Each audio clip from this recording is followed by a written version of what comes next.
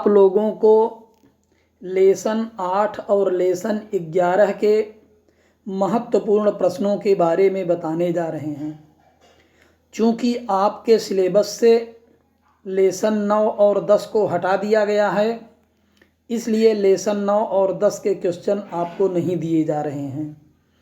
तो देखिए, सबसे पहले हम लोग लेसन 8 के महत्वपूर्ण प्रश्नों को देखने जा रहे हैं।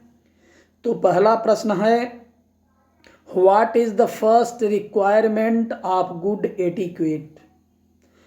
हमारे अच्छे आचरण की जो पहली मांग है, पहली ज़रूरत है, पहली आवश्यकता है, वह क्या है? वह कौन सी चीज़ है, कौन सी बात है जो हमारे अच्छे आचरण के लिए आवश्यक है, ज़रूरी है?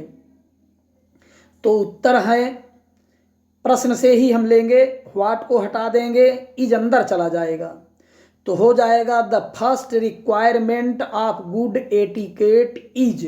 इतना हमारा प्रश्न का हो गया। व्हाट को हटाए, इज एकदम लास्ट में चला गया, क्वेश्चन मार्क हट गया, तो हो गया the first requirement of good etiquette is.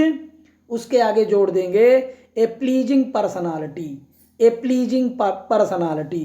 तो फिर से, हमारे अच्छे आचरण की जो पहली मांग है, जो पहली ज़रूरत है, वह है व्यक्ति का आनंददायी व्यक्तित्व, व्यक्ति का प्रसन्नतापूर्ण व्यक्तित्व, व्यक्ति का स्वयं का खुशदाई, खुशनुमा आचरण, खुशनुमा व्यक्तित्व।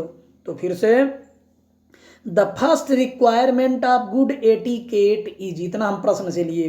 व्हाट को हटाए, इज को लास्ट में ले गए, क्वेश्चन मार्क हटा दिए, तो बन गया the first requirement of good etiquette is.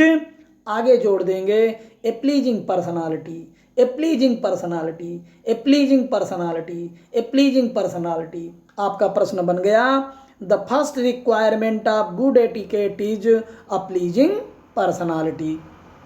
प्रश्न नंबर 2 हम लोग देखने जा रहे हैं। प्रश्न नंबर 2 कहता है, if a person desire to learn the art of etiquette. यदि कोई व्यक्ति आचरण की कला को सीखना चाहता है, तो what should he ably see develop. तो उसे क्या विकसित करने की ज़रूरत है, उसमें वह कौन सी चीज़ है जो विकसित कर दे तो व्यक्ति अच्छे आचरण की कला सीख जाए। तो फिर से, if a person desire to learn the art of etiquette. यदि कोई व्यक्ति आचरण की कला को सीखने का इच्छुक है या सीखना चाहता है, तो what should he ably see develop. तो उसे क्या विकसित करने की ज़रूरत है? तो कुछ नहीं करना है, आपको प्रश्न से पहले लेना है, if a person desire to learn the art of etiquette, ये प्रश्न का ही उतार देना है और व्हाट को हटा देना है। तो शुड कर्ता के तुरंत बाद चला जाएगा, तो हो जाएगा ही आबली सी शुड डेवलप। इतना प्रश्न से लेंगे। फिर से एक बार अच्छे से समझिए, प्रश्न से बीच से हम व्हाट को हटाएंगे और शुड को ही आबली सी के बाद कर देंगे और पूरा प्रश्न उतार देंगे, क्वेश्चन मार्क हटा देंगे। तो हो जाएगा, if a person desire to learn the art of etiquette, he ably see should develop, या he ably see must develop. चाहे शुड करें चाहे मस्ट, दोनों एक ही चीज हैं।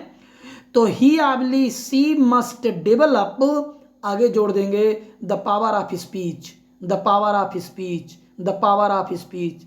उस व्यक्ति को बोलने की शक्ति का विकास करना होगा, बातचीत करने की शक्ति का विकास करना होगा। तो फिर से, if a person desire to learn the art of etiquette. यदि कोई व्यक्ति आचरण की कला को सीखना चाहता है, सीखने का इच्छुक है, he ably see must develop the power of speech. तो उसे अपने आप में बोलने की शक्ति को विकसित करना होगा, बोलने की शक्ति बढ़ानी होगी, बोलने की ताकत को उन्नत करना होगा। तो फिर से, कुछ नहीं करना है, हम लोग प्रश्न को उतारते समय व्हाट को हटाएंगे, शुड को अंदर कर देंगे, चाहे शुड की जगह मस्ट लगा सकते हैं। तो हो जाएगा, if a person desire to learn the art of etiquette, he ably see should develop, या he I believe C must develop, इतना प्रश्न का लिख देंगे, क्वेश्चन मार्क हटा देंगे, उसके आगे जोड़ देंगे the power of speech, the power of speech, the power of speech. तो आपका प्रश्न बन जाएगा if a person desire to learn the art of etiquette he I believe C must develop the power of speech. अब हम लोग देखने जा रहे हैं लेसन 11 के महत्वपूर्ण प्रश्नों के बारे में। क्या कहता है, यह पोयम के प्रश्न हैं। तो देखिए पहला प्रश्न है what are the children doing on the shining day. दिन के प्रकाश में, दिन के समय बच्चे क्या कर रहे हैं। What are the children doing on the shining day, दिन के प्रकाश में, दिन के समय में बच्चे क्या कर रहे हैं। बड़ा आसान सा उत्तर है। तो व्हाट को हटा देंगे तो आर अंदर चला जाएगा और डूइंग की जगह प्लेइंग लिख देंगे, फिर उसी के आगे इन द गार्डन लिख देंगे और फिर वही कर देंगे ऑन द शाइनिंग डे। फिर से the children are playing, what को हटाए तो आज आर अंदर चला गया तो हो गया द चिल्ड्रन आर। डूइंग को हटाए तो उसकी जगह हो जाएगा playing in the garden, playing in the garden, playing in the garden, फिर वही उतार देंगे ऑन द शाइनिंग डे। फिर से the children are playing in the garden on the shining day, दिन के प्रकाश में, दिन के समय बच्चे बगीचे में खेल रहे हैं। फिर से the children are playing in the garden on the shining day, the children are playing in the garden on the shining day.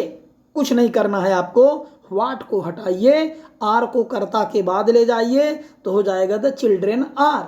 जहाँ पर डूइंग लिखा है उसको हटाइए, उसकी जगह लिख दीजिए प्लेइंग इन द गार्डन और फिर प्रश्न को उतार दीजिए ऑन द शाइनिंग डे। तो आपका बन जाएगा उत्तर the children are playing in the garden on the shining day. अगला प्रश्न है who is preparing to go to bed. बिस्तर पर जाने की कौन तैयारी कर रहा है, बिस्तर पर कौन जाना चाह रहा है, कौन जाएगा। तो कुछ नहीं करना है आपको, बड़ा सीधा सा उत्तर है, आप हु को हटा देंगे, उसकी जगह आपको कहीं पर मिलेगा द पोएट, कहीं पर मिलेगा द चाइल्ड, दोनों उत्तर सही हैं। तो आप हु को हटाइए, लिखिए द पोएट चाहे लिख दीजिए चाहे द चाइल्ड, दो में से एक ही आपको लिखना है, दोनों उत्तर सही हैं, अशेष वही उतार दीजिए। तो हु को हटाए, क्या लिख दिए द पोएट और उतार दिए the poet is preparing to go to bed. बिस्तर पर जाने की तैयारी कौन कर रहा है, तो बिस्तर पर जाने की तैयारी कवि कर रहा है। या the child is preparing to go to bed, बच्चा बिस्तर पर जाने की तैयारी कर रहा है। तो फिर से हु को हटाएंगे, उसकी जगह द पोएट लिखेंगे, हु को हटाएंगे उसकी जगह क्या लिखेंगे द पोएट, अशेष वही उतार देंगे। तो who is preparing to go to bed, तो the poet is preparing to go to bed.